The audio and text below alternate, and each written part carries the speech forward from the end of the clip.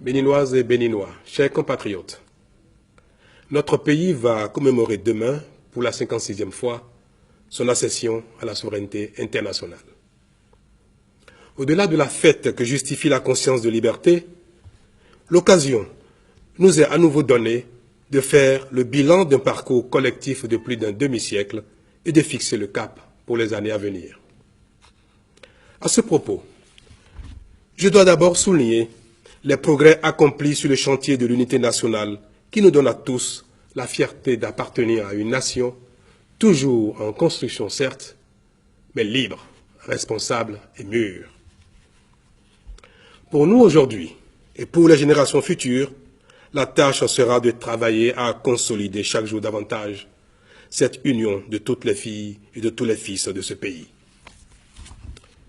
Il devra en être de même pour l'amour de la patrie qui est le ferment de l'unité nationale.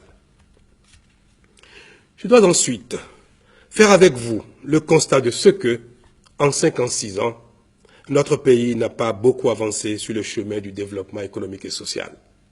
Or, durant cette même période, l'humanité a fait des progrès considérables dans tous les domaines et a offert à chaque communauté l'opportunité de s'approprier les avancées des uns et des autres pour la construction d'un standard de bien-être devenu une exigence, voire un droit pour chaque citoyen du monde. C'est dire donc que notre pays n'a pas réussi à rattraper le train du développement et semble être resté sur le quai. Pour autant, l'indépendance économique et sociale, sinon la liberté de se développer, demeure encore à notre portée et il faut la conquérir. Il est temps d'entamer résolument la lutte contre la pauvreté et le sous-développement, car la liberté dans la pauvreté n'est qu'un leurre. La liberté n'est pas une fin en soi, elle est un moyen de développement.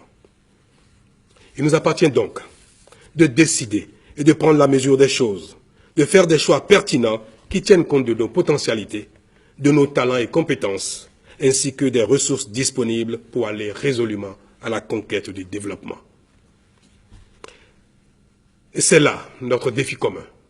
C'est là mon défi personnel. Ce challenge est aussi le fondement des réformes politiques, institutionnelles et administratives que j'entends mettre en œuvre pour conforter la démocratie et permettre la bonne gouvernance. En effet, l'essor économique et social de notre pays est fortement tributaire de notre modèle d'organisation politique et institutionnelle, ainsi que de la qualité de la gouvernance, aussi bien centrale que locale. Voilà pourquoi je pense qu'il nous faut impérativement réformer notre modèle politique tel qu'il est issu de l'historique Conférence nationale de février 1990 par le rétablissement d'un équilibre constructif entre les institutions constitutionnelles, le renforcement de l'indépendance de la justice, la lutte contre l'impunité, la réforme de notre système partisan et la stabilité du code électoral.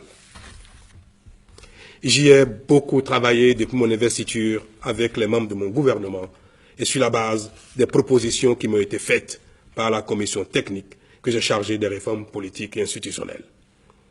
J'engagerai donc, sous peu, le processus de révision de notre Constitution. Mais avant l'ultime étape de saisine du Parlement, je compte recueillir par une consultation en forme référendaire l'appréciation de l'ensemble du peuple béninois sur les choix que j'ai opérés.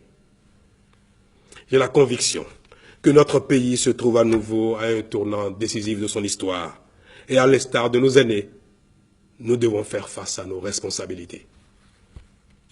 Ensemble, il nous sera possible de relever très vite le défi de la modernisation politique de notre pays afin de l'engager durablement sur la voie du développement économique et social, gage de paix et de stabilité. Puissions-nous alors, sur ce chemin, continuer de construire la nation béninoise dans l'unité pour le bien-être de chacun et de tous, afin que vive notre pays, le Bénin.